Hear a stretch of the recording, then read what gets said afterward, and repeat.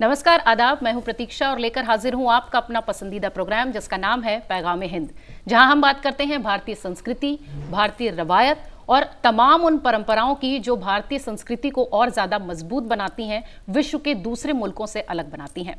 पिछले एपिसोड में हम चर्चा कर रहे थे कि कैसे सूफीवाद ने हिंदुस्तानी संस्कृति को प्रभावित किया और इस तरीके से हिंदुस्तानी संस्कृति में घुल मिल गई मानो लगता है कि वो हिंदुस्तान की ही हो। इस विषय पर चर्चा करने के लिए हमारे साथ दो बेहद खास मेहमान मौजूद थे, जो कि आज भी हमारे साथ इस एपिसोड में मौजूद हैं। हमारे साथ मौजूद हैं प्रोफेसर फरहत नसरीन जी, जो कि जामिया मिलिया इस्लामिया से हैं। मैम, आपका बहुत स्वागत। और मेरी दूसरी तरफ जो मेहमान हैं हमारे साथ, वो हैं खुर्शीद खान मैम। ये भी इतिहासकार हैं और इतिहास की प्रोफेसर रही हैं। मैम, आपका भी बहुत बहुत स्वागत। पिछले एपिसोड में हमने जिन विषयों पर चर्चा की थी, आज एक बार फिर हम उन्हीं विषयों के साथ आगे बढ़ रहे हैं। सूफी संतों ने विश्व से बाहर भी हिंदुस्तान का होते हुए, हिंदुस्तान का खुद को बताते हुए बहुत ज़्यादा प्रचार प्रसार किया है। इतिहासकार होने के नाते आप भविष्य में इसकी संभावनाएं कैसी देखती हैं? क्योंकि कहा जा रहा है कि इस समय यूथ है जो मेटेरियलिस्टिक वर्ल्ड के पीछे है, वो 9 to 5 की जॉब में है, उसे EMIs की टेंशन है, लेकिन जो सूफी संत हैं वो ये कोशिश करते हैं कि वो जो शांति है वो एटलीस्ट मनुष्य के भीतर आए। इसमें संतों का क्या योगदान रहा है?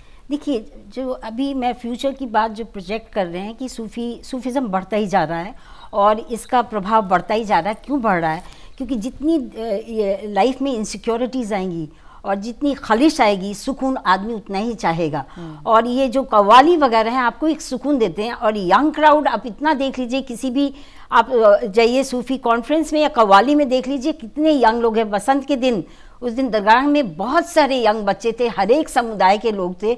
और ये सुकून जो देता है सूफिज़म, और ये नॉलेज की बात जहाँ तक आपने की कि नॉलेज को, वो उस नॉलेज को नहीं मानते हैं। उनका जो वो मारिफत की जो बात करते हैं, इंट्यूटिव, दिल कल्ब की बात करते हैं, दिल की बात करते हैं। यूथ को कौन सी चीज़ की जो दिल से बोलते, वो नॉलेज ज़्यादा ज़रूरी है जो दिल से हासिल की गई है। जब तक दिल की बात, इश्क की बात, मोहब्बत की बात होती रहेगी, ये बढ़ता ही जाएगा इसका। और मोहब्बत हर एक सीमा को तोड़ती है, सूफीज़ भी हर एक सीमा को तोड़ते हैं, तो ये विश्व में बढ़ता ही जाएगा। और एक और बात मानिए, नॉलेज पहले वो सूफियों के पास जाने कहते थे, जो तुमने किताबी नॉलेज किया है उसको हटा दो, उसको नई तरीके से ईश्वर को जानना है, पढ़ा लिखा है उसे छोड़ दो। और क्योंकि और उसको दिल से खुदा का लगाओ और दिल का नॉलेज जो है उसको प्रायोरिटी देते थे, इंट्यूटिव नॉलेज को। और इसीलिए एक इलिटरेट आदमी भी सूफी बन सकता है। उसके लिए शिक्षा का कोई पैमाना नहीं है। शिक्षा सिर्फ खुदा का नॉलेज है, जिसको मारिफत कहते हैं, उसको उन्होंने इम्पोर्टेंट दिया। सुकून की बात जो सूफी करते हैं, उनकी म्यूजिक में देख लीजिए, उनके दरगाहों पर देख लीजिए, जो सुकून मिलता है, आदमी सब कुछ भूल जाता है। तो जितनी समाज में इनसिक्योरिटी बढ़ेगी, कलह बढ़ेगा। और क्यों हम आज जुड़ने की बात कर रहे हैं, सूफीज़म जोड़ता है। और ये 19वीं सेंचुरी में हमारे वारिस जो हाजी अली वारिस शाह जो हैं, वो जर्मनी गए थे, स्पेन से एक उनका शिष्य इनसे यहाँ मिलने आया था। तो उन्होंने पूरी सेंट्रल एशिया, और वो पहले माने जाते हैं जो फॉरेन कंट्रीज़ में गए। और अपने निज़ामी साहब, ख्वाजा निज़ामी साहब, वो वर्ल्ड कॉन्फ्रेंस में गए, वहाँ बोले। तो वो उन्होंने कहा कि मेरा काम तो जोड़ना है। बाबा फरीद ने कहा कि भाई मुझे छुरी क्यों दे रहे हो? किसी शिष्य ने कहा छुरी क्यों दे रहे हो, मुझे सुई दो जो जोड़ती है। तो सूफी जोड़ने का काम, जब तक जोड़ते रहेंगे। मैम ने एक बहुत अच्छी बात कही बीच में कि यूथ जो है वो अछूता नहीं है, इससे बहुत ज्यादा इंटरेस्ट लेता है। शायद यही वजह है कि इन दिनों हिंदी सिनेमा कहिए तो हिंदी सिनेमा ने भी सूफी गीतों को, सूफी संगीत को बहुत अपनाया है। हम देखते हैं विश्व के तमाम देशों में हमारे यहाँ के सूफी सिंगर्स जाते हैं, जो यंग हैं वो कॉन्सर्ट्स कर रहे हैं, वो गाने गा रहे हैं। तो क्या ये कहा जाए कि ये जो सूफीज़म है जो नए कलेवर के साथ यूथ को अट्रैक्ट करने के लिए आया है, इससे इसका भविष्य बहुत अच्छा है? ये जो इसका जो डिसेमिनेशन है नॉलेज का, उसके सिलसिले में मैं आपको 3 सूफीज़ के एग्जाम्पल देना चाहती हूँ, अगर आप इजाज़त दे तो। बिल्कुल। तो एक तो रूमी ने ये कहा कि तुम जिसको ढूंढ रहे हो वो तुम्हें ढूंढ रहा है, ठीक है, जिसके ऊपर वो ओम शांति ओम करके शाहरुख खान की पिक्चर बनी थी, वो उसमें ये कॉन्सेप्ट था कि यू आर अट्रैक्टिंग, राइट। तो रूमी ने ये कहा कि तुम जिसको ढूंढ रहे हो वो तुम्हें ढूंढ रहा है ना। इससे भी और पीछे, रूमी से भी पहले देयर वर 2 सूफीज, एक का नाम था जुनैद और एक का शिबली, जो एक साथ ही को एग्जिस्ट कर रहे थे। तो एक बार शिबली जुनैद के पास से गुजरे, उन्होंने कहा कि आजकल क्या मतलब तुम्हारा क्या रिसर्च है लेटेस्ट। तो जुनैद ने ये कहा कि मैंने ये डिस्कवर करा है कि जो ढूंढेगा उसको मिल जाएगा। तो शिबली ने कहा नहीं, जिसको मिल जाएगा वो ढूंढेगा, क्योंकि ढूंढ कभी खत्म नहीं होगी, because you know you never stop learning. So he said no, it is not like this कि जो जिसको मिला है वो ढूंढना शुरू करेगा और ढूंढता ही रहेगा, क्योंकि मिल जाएगा तो वो तो रुक जाएगा, वो तो रुक जाएगा। So you know there it is a process and it's so beautiful. You are absolutely right. जो यूथ है वो बहुत इसको तेजी से एम्ब्रेस कर रहा है, स्पिरिचुअलिज्म को समझ रहा है, और आई थिंक ये जो कनेक्ट है which is you know beyond this world. आप मेरे को एक भी धर्म का नाम ऐसा नहीं है जो ये कहता हो कि आत्मा अजर अमर नहीं है। आत्मा अजर अमर है। Once you take that, you know, you believe that, then it becomes your concern. सिर्फ ये ही दुनिया फिर आपकी कंसर्न नहीं है, फिर beyond this world is also your concern. So therefore of course उसके जवाबात आपको अपने क्लासरूम में you know in conventional knowledge नहीं मिलते हैं, वो अक्सर इसी तरह के ट्रेंड्स में मिलते हैं, भक्ति में मिलते हैं, सूफीज़म में मिलते हैं। सो आई थिंक इट उसी मोहब्बत की बात कर, मतलब घूम फिर कर चर्चा वहीं आती है कि हम बात उसी मोहब्बत, उसी इश्क की कर रहे हैं, जो कि मानवता को लेकर कही जाए या ईश्वर को लेकर कही जाए। फरहत जी ने शुरुआत में कहा कि कुछ चीज़ें ऐसी है कि वो वैष्णव संप्रदाय के लोग जो मानने वाले हैं वो भी यही कहते हैं, और सूफी संतों के वचन में, उनके प्रवचन में भी वो चीज़ें निकल कर आती है। अगर आप चूंकि आप प्रोफेसर भी हैं तो आप यंग यूथ से ज़्यादा आपकी कनेक्शन होता है, उनको अगर सूफीवाद से कनेक्टिविटी उनकी बढ़ानी हो बतौर इतिहासकार, तो उसके लिए क्या क्या बिंदु आपको लगते हैं कि वो उनको बतानी चाहिए? इश्क से शुरू करना पड़ता है। हमारे क्लास में ऐसा होता है कि 14 फरवरी को मैं छुट्टी दे देती हूँ या इश्क पर मैं चर्चा करती हूँ। वो मेरा फेवरेट डे होता है बच्चों का, और बहुत खुश होते हैं। हम कहते हैं चाहोगे तुम लोग बाहर छुट्टी मनाओगे अपने वैलेंटाइन डे? तो कहेंगे नहीं मैम, आपके साथ हम इश्क की बातें करेंगे। तो हर तरह की इश्क की बातें करते हैं, और वो इश्क जो है ना, चाहे किसी से भी हो, तो खुदा से हो, आपस में हो, उसी इश्क की बात सूफी संत करते हैं। इश्क सबके बस की बात नहीं हो। अल्लाह अगर तौफीक न दे, इंसान की बस की बात नहीं। फैज़ान मोहब्बत आम नहीं, इरफान मोहब्बत आम नहीं। तो आज जो एक चलन चल रहा है कि गर्लफ्रेंड बॉयफ्रेंड, लेकिन सच्चा इश्क जो है जिस दिन हिट करता है, उसको मैंने बच्चों को बताया, उस दिन तुम्हें पता भी नहीं चलेगा, और फिर उसका जो दुख और दर्द होता है बहुत लंबा होता है मोहब्बत का सफर। उसके दोनों फेज होते हैं। कई बार खुशी भी उतनी ही ज्यादा होती है। 2-4 कदम लोग चल के थक जाते हैं। तो मैं बच्चों को ये बताती हूँ कि देखो, don't look for it, it will hit you. जैसे इन्होंने कहा जरूरत नहीं है, तो बच्चे इन बातों से बहुत खुश होते हैं और सुनते हैं। और फिर हम जब सूफी संतों की बात करते हैं, उनके लगाव की बात करते हैं कि कैसे वो मग्न है, एंड फिर वही जो बताया इन्होंने कि फेमिनिन कॉन्सेप्ट, औरत का पूरा कॉन्सेप्ट, गृहिणी का कॉन्सेप्ट जो है सूफी लिटरेचर में भी है। प्रेम अखियान जो लिखे गए सूफी संतों ने 14वीं शताब्दी में, जो उरूज पिता चिश्ती सिलसिला, उसके साथ प्रेम अखियान लिखे गए, प्रेम कहानियाँ लिखी गई। आपको उसी में आता है मृगावती, चंदायवन, ये संध्यायन वगैरह सब प्रेम अखियान है। तो ये प्रेम की बातें थी, तो वही ईश्वरीय प्रेम है जो फिर पद्मावत भी है, 16वीं शताब्दी में प्रेम अखियान सब लिखे जा रहे हैं। तो ये प्रेम जो है ना, ये अमर है, चाहे आप किसी भी नाम से ले लीजिए, चाहे आप किसी को कर लीजिए। एक सूफी का जिक्र करना बहुत ज़रूरी है, गौस अली कलंदर पानीपती। ये 19th सेंचुरी के सूफी थे, और देखिए वो दोनों परंपरा में बड़े हुए थे। जैसे उनकी पैदाइश हुई तो उनकी माँ बहुत बीमार हो गई, तो उनको पाला उनके पड़ोसी की बीवी, पंडित राम स्नेही की बीवी ने उनको पाला। उनकी रज़ाई माँ बन गई, मतलब दूध पिलाया। तो वो उनको गंगा बिशन बुलाती थी, an offering to Ganga, he is an offering to Ganga. अच्छा। जब उनके दादा उनको बोलते थे खुर्शीद अली, मतलब नूर ऑफ अली, तो ऐसे नाम, और उनको कुरान वगैरह पढ़ाया उनको अपनी माँ ने, लेकिन उनको पूरे अपनी हिंदी परंपरा, सांस्कृतिक परंपरा, अपने पुराणों वगैरह का ज्ञान, उपनिषद का ज्ञान पंडित स्नेही ने उनको दिया। तो ये दोनों परंपरा में पले बढ़े। जब उनकी माँ की मौत हुई, मोहब्बत इतना था उनको कि वो उनके पूरे दाह संस्कार उन्होंने हिंदू धर्म से किया, और वहाँ गए, हरिद्वार गए, और उन्होंने गायत्री मंत्र जपा, और उनका ये जो अस्थि है उसको जब विसर्जन कर रहे थे तो कुछ ब्राह्मणों को पता चल गया कि ये मुसलमान है। वो आए तो बोले तुम कौन हो? तो बोले मैं कन्नौजिया ब्राह्मण हूँ। सो इस तरह की मोहब्बत, माँ की जो कोई भी मोहब्बत, खूबसूरती और दोनों परंपरा में पले बढ़ने का, तो वो किसी धर्म को जानना, किसी को मानना, किसी के मंत्र कह देना आपको रिच बनाती है।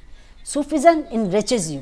आज भी कई जगहों पर अगर देखा जाता है जो सूफी गीतों का जो प्रचार करते हैं वो इसका बहुत जिक्र करते हैं कि जो रब है वही राम है, इसका बहुत जिक्र किया जाता है। थोड़ा सा अपनी चर्चा को थोड़ा सा आगे बढ़ाते हैं और आज के युग से सूफिज्म को जोड़कर देखते हैं। डिजिटल युग है, मोबाइल, टीवी, पूरी दुनिया हमारे हाथ में होती है। इसे लेकर सूफीवाद से अगर हम डिजिटल युग या ये जो ग्लोबल युग, ग्लोबलाइजेशन का जो दौर है, अगर इसको देखें तो इसमें आप इसे कहाँ पाती हैं? मतलब ये कितना और इन्हांस हो सकती है या इसका कितना प्रभाव या कुप्रभाव, जो भी इसको देखा जाता है, वो उसे कैसे देख? मुझे तो ऐसा लग रहा है प्रतीक्षा कि बहुत सारे जो सूफीज़म के आइडियाज़ हैं उनको पिकअप करके लोगों ने फिल्में भी बनाई हैं और नॉवेल्स भी लिखी हैं, तो उस तरह से वो आइडियाज़ तो डिस्ट्रीब्यूट हो रहे हैं। मे बी सूफीज़म के ही नाम से नहीं, मगर बहुत सारे बहुत कोर आइडियाज़ हैं। जैसे पॉलो कोएल्हो की बहुत ही मशहूर किताब है द अल्केमिस्ट, बेस्ट सेलर रही है और बहुत तेज़ी से बिकती है वो अभी भी। तो पॉलो कोएल्हो ने अल्केमिस्ट लिखी 15 दिन में, और उसका एक ही बस कोर उसका मंत्रा एक ये है कि आपके मन में जो अगर कोई विचार आ गया, then you should follow your dreams and follow your thought, you know. So वो जो प्योरिटी ऑफ थॉट है, वो प्योरिटी ऑफ थॉट अगर एक बार आपके मन में आ गई, आप बस उसी वक्त उसको पकड़ लीजिए। बिकॉज सूफीज़म में एक बहुत ही ख़ास एक उनका ये भी कहना होता है कि जो पहला ख्याल आपको अच्छा आता है वो खुदा की तरफ से होता है, और उसके बाद फौरन आपको दूसरे ख्याल आएंगे, मंथन करते हैं, वो आपका अपना होता है, वो आपको उस ट्रैक से उतार के कहीं और ले जाएगा। एक बार एक सूफी से किसी ने ये सवाल पूछा कि साहब आप मुझे ये बताइए कि मैं ये कैसे पहचानूं कि खुदा की तरफ से कौन सा ख्याल आया और मेरा अपना कौन सा था। तो एक्चुअली हुआ ये था कि वो सूफी साहब जो थे उनके पैर में चप्पल नहीं थी और उनके पैर में पड़ रहे थे छाले। तो इस आदमी के दिल में पहले तो ये ख्याल आया कि मैं अपनी बंडी जो वो पहने हुआ था कि मैं उतार दूं, उसको काट दूं, इनके पैर में बांध दूं ताकि इनके पैर में छाले ना पड़े। फिर उसको सेकंड ये ख्याल आया कि मेरी ये बंडी बहुत महंगी है, मैंने वहां से खरीदी थी, ये मैं तो जब उसने ये सवाल पूछा उनसे तो वो इतने मतलब पहुंचे हुए थे कि वो इसके विचार पढ़ रहे थे। तो ही सेड कि जो तुम्हारा पहला ख्याल था कि तुम अपने बंडी काट के मेरे पैर में जूते, वो खुदा का था, वो खुदा का था। और उसके बाद वाला जब तुम्हें बंडी का दाम याद आ गया करने लगे तब हो गया। शायद इसे ही कहते हैं कि ये जो भौतिक वो समझ होती है वो बढ़ती तो जा रही है, लेकिन ये है कि उससे मानवता कहीं छिपती जा रही है। और सूफी जो संत हैं या सूफीवाद है वो यही संदेश दे रहा है। देखिए सूफीवाद जो है ना, आपने कहा कि ये इसका क्या फ्यूचर है और ग्लोबल स्तर, जो सूफीवाद है पहले ही से ग्लोबल था, ये विश्व स्तर पे फैला और ये डिजिटल वर्ल्ड इसको मैनिफेस्ट कर रहा है कि ये ग्लोबल है। और हमें हैरत होता है कि कैसे कैसे किन किन देशों में फैला और सब जगह इनका संदेश ये है, मतलब लोगों को जोड़ना है और ह्यूमैनिटी की बात करते हैं। और इसमें मैंने देखा कि कुछ दरगाहों पे औरतों को भी इम्पोर्टेंस दिया जा रहा है। जिस दरगाह को मैं अमेरिका में लिखी थी वो वहाँ शेखा थी, शेख नहीं थे, शेखा थी, तो औरतें भी। और इसमें क्या होता है, जेंडर बिल्कुल समाप्त हो जाता है। ईश्वर के आगे कोई जेंडर नहीं होता है कि मर्द हो कि औरत हो, कोई फर्क नहीं पड़ता है। तो जेंडर तो इसमें औरतें भी और young women where there is exploitation, वो तो जाएंगे ही सूफिज्म की तरह, यंग लड़के भी। और एक चीज़ और है, मैंने देखा कि आप जब सूफी जो कलाम लोग जो गाते हैं और ईश्वर को याद करते हैं, दो हर एक तरह के कपड़े पहन के गाते हैं। अब्दा परवीर तो लगता है उनको हाल आ गया है, वो उस तरह के। कुछ लोग बहुत ज़्यादा मॉडर्न, बट ये सूफीज कभी कुछ नहीं कहते हैं कि ये मत गाओ, ये मत करो। हाँ। और नाम भी है बैंड्स का, sufi rocks, sufi will rock the world, it is going to rock the world, it is not going to get over. इसी का जिक्र मैं कर रही थी कि इस समय जो यूथ है इसे अलग अलग कलेवर दे रहा है, अलग अलग रंग दे रहा है, लेकिन मूल जो उसका है, जो संदेश है, वो कहीं छिप नहीं रहा है। यूथ इसीलिए शायद उससे अट्रैक्ट भी हो रहा है कि आप सूफिज्म के लिए जरूरी नहीं है कि आप जो है अपने शरीर को कष्ट दें, तपस्या करें इतनी कि आप और परेशान हो जाएं। आप ईश्वर से अपने बैंड और रॉक के जरिए भी संबंध स्थापित कर सकते हैं। जैसे उन्होंने कहा खुलूस नियत, जो उन्होंने खुलूस नियत की बात की, वो जरूरी है। चाहे आप म्यूजिक में जाए, जुनून से जाए। सूफीवाद में क्या है, जुनून है, खुदा के लिए जुनून है। वो जुनून किसी भी चीज के लिए हो सकती है। एक चीज मैं अभी आपसे और समझूंगी, हिंदुस्तान का जो सूफीवाद है, क्या बतौर इतिहासकार आप ये मानती हैं कि जो दूसरे जमीन पर सूफी संत हैं या सूफी संदेश देने की कोशिश होती है, जैसा कि आपने शुरुआत में कहा कि इराक और ईरान से भी सूफीवाद को माना जाता है कि आया है, तो क्या हम ये माने कि हिंदुस्तान का जो सूफीवाद है वो उससे अलग है? थोड़ा मैं मानूंगी। चिश्ती दरगाह पे इसका मुझे अनुभव हुआ और मैं आपके साथ वो अनुभव शेयर करूंगी। उनकी दरगाह पे एक बड़ी विचित्र बात है, सभी धर्म के लोग आते हैं, मुरीद बनते हैं। तो जैसे डेरियो पिंटू का काम है, उन्होंने मुरीदी कैसे ली जाती है कि क्या सिर्फ इस्लाम का होना ज़रूरी है मुरीद बनने के लिए, तो उन्होंने निज़ामुद्दीन औलिया ने ही शुरू की, उन्होंने तबर्रुक देना शुरू किया मुरीद में। कोई ज़रूरी नहीं आप इस्लाम धर्म को हो, तो वो तबर्रुक में ने जो वास्तव में खुदा का रास्ता इस्लाम धर्म से अपनाना चाहते तो फिर उनको वो अपना शिष्य उस तरह से बनाते हैं। और जो दरगाह पे लोग आते हैं, लाइक ज़्यादातर दरगाह अपने लोग सोल्यूशंस के लिए आते हैं कि हमारी नौकरी लग जाए, हमारी बेटी की शादी हो जाए, हमारा शौहर भाग गया है, ये सब इसकी मिन्नतें लेके आते हैं। तो गद्दे नशीन क्या बोलते हैं, मुसलमानों को कह देते तुम ये आयत पढ़ लो, ये विर्द कर लो, ये कर लो। अपने हिंदुओं को कहते हैं महादेव का जाप कर लो, कृष्ण का जाप कर लो, राधा का जाप कर लो।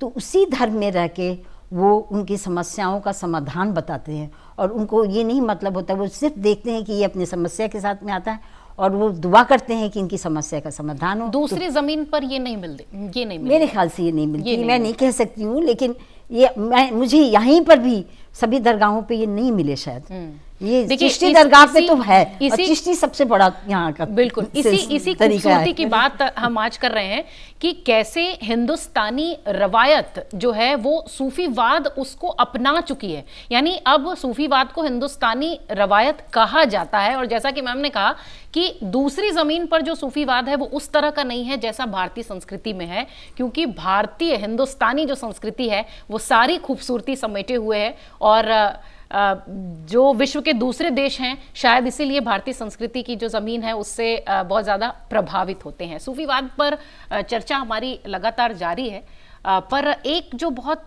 ज़रूरी बात इसमें ये हो जाती है कि हम जो इस वक्त कुछ ऐसे यूथ या कुछ ऐसे स्टूडेंट्स के बीच में जाते हैं जो कि ईश्वर को नहीं मानते हैं या इस तरीके या भक्ति या उससे नहीं जुड़ना चाहते हैं। ये सवाल मैं इसलिए कह रही हूँ कि अक्सर इस तरीके की चीजें टीचर्स के सामने तो बेसिकली प्रोफेसर के सामने आती हैं जी। तब सूफीवाद क्या कहता है, कैसे उनको मतलब ईश्वर की तरफ जोड़ें या उन्हें कैसे बताएं कि नहीं ये जो है सब कुछ ईश्वर की मर्जी से होता है, चाहे आप उसे अल्लाह कह लीजिए चाहे उसे राम कह लीजिए, इसे कैसे देखेंगे? ये तो आप बिल्कुल सही कह रही हैं कि ये जो एथीज़म है ये एक बहुत बढ़ता हुआ फिनोमेना है, बहुत तेजी से बढ़ रहा है। ये भी जैसे कि हम लोग पढ़ते हैं कि यहाँ इतने ये कन्वर्जन वो कन्वर्जन, वैसे ही एथीज़म भी बढ़ रहा है। आई थिंक जो ऑर्थोडॉक्सी है, जो दखियानूसीपन है धर्मों का, उन्हीं ने यूथ को भगा दिया अपने धर्मों से बाहर, और कोई वजह नहीं है। बिकॉज वो इतना उनको तंग करते हैं एक एक रिचुअल के लिए कि ये ऐसे नहीं वैसे करना था, वो वैसे नहीं वैसे करना था, अब तुमने ये गलत कर दिया तो अब तुम्हारा ये कबूल नहीं होगा। तो ये जो है ऐसे वर्क नहीं करता है। ये सूफीज़म ही आई थिंक उसमें जो लिबरलिटी है, जो रूम है, लैटिट्यूड है, यू नो, एंड एक ये है कि देयर इज दिस थिंग कि you are welcome, welcoming, and the idea that God is welcoming you, His love is welcoming you. God is not sitting there waiting कि ये मरे और मैं इसको सजा दूँ। No, He is not waiting to do that.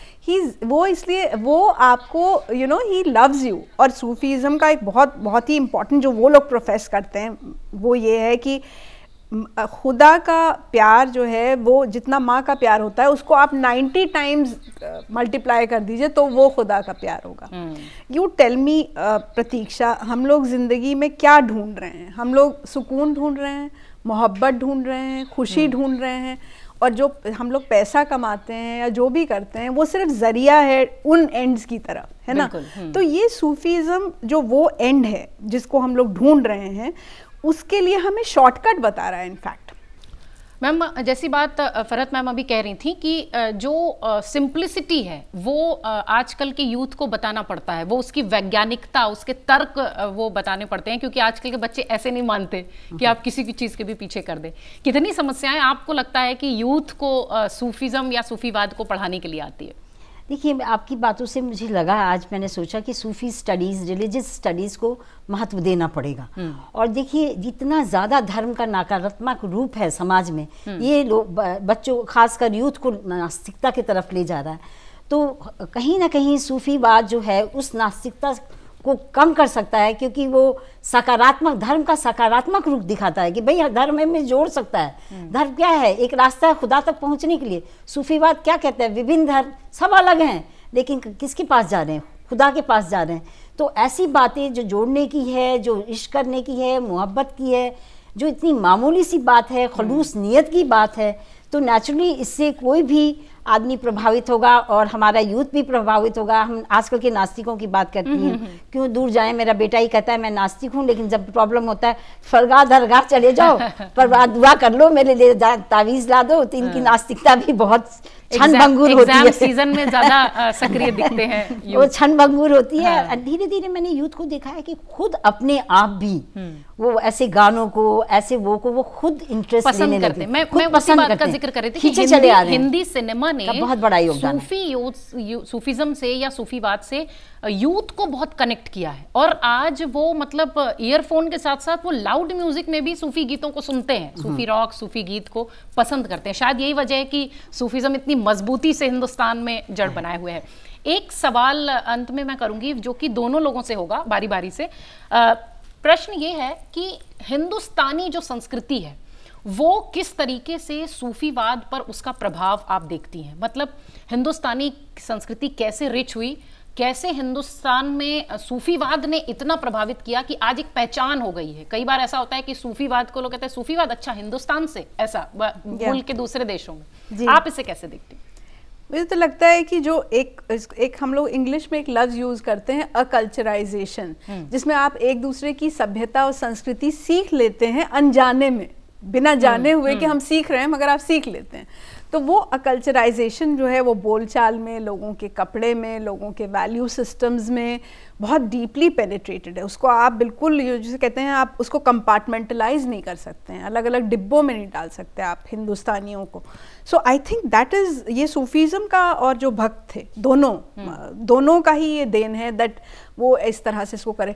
आपको एक मैं एग्जाम्पल देती हूँ कि तुज़ुक जहांगीरी में जहांगीर जो बादशाह हैं, उनका एक जोगी थे, उनसे उनका बड़ा प्रेम था, जदरूप गोसाई।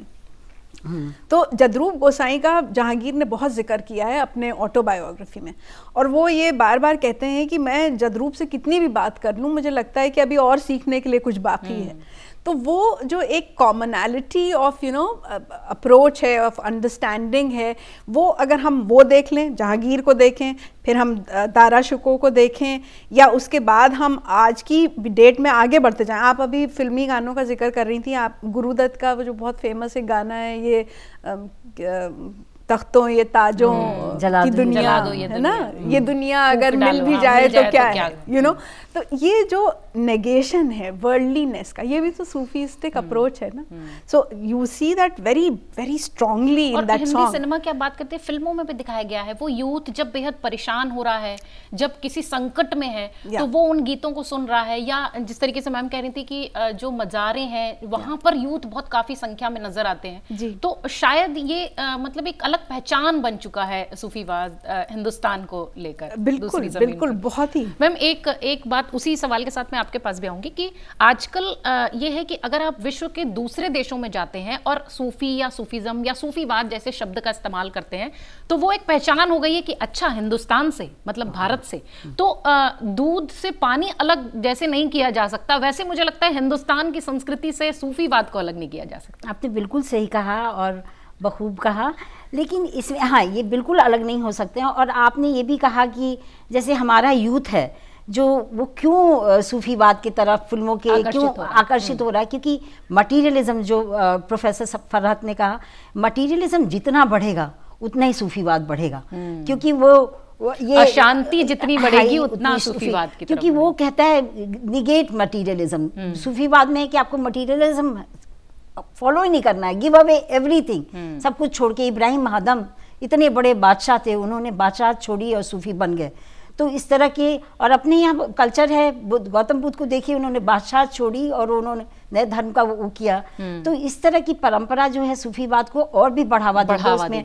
और जो है आपने एक और क्या पूछा कि हाँ, विश्व में भारत की परंपरा में जो है ये जो वर्ल्डलीनेस को त्यागने की परंपरा है, ये सभी परंपराओं में, हिंदू धर्म में बहुत ज़्यादा पाई जाती है, सूफी धर्म में पाया जाता है, और बुद्धिज्म में है। तो हमारी तो परंपरा त्यागने की है, और ये त्याग की और खूबसूरती को अपना लेने की है। हाँ, जिस तरीके से दोनों ही हमारे मेहमानों से चर्चा हो रही थी कि सूफीवाद की जो खूबसूरती है वो यही है कि वो सरल है, सहज है और सबको अपने में समाहित करने वाली है। और सबसे बड़ी बात जो दोनों लोगों ने कही कि इश्क और मोहब्बत की बात, प्यार और मोहब्बत की बात सूफीवाद करता है, वो चाहे मनुष्य का मनुष्य से हो या मनुष्य का ईश्वर से हो। और हिंदुस्तान की संस्कृति में सूफीवाद ने जिस तरीके की, यूं कहें कि पैठ बनाई हुई है कि वो हिंदुस्तानी की पहचान हो चुकी है, भारत की पहचान हो चुकी है, जिसे भारत से अलग कर पाना, हिंदुस्तान से अलग कर पाना शायद संभव नहीं है।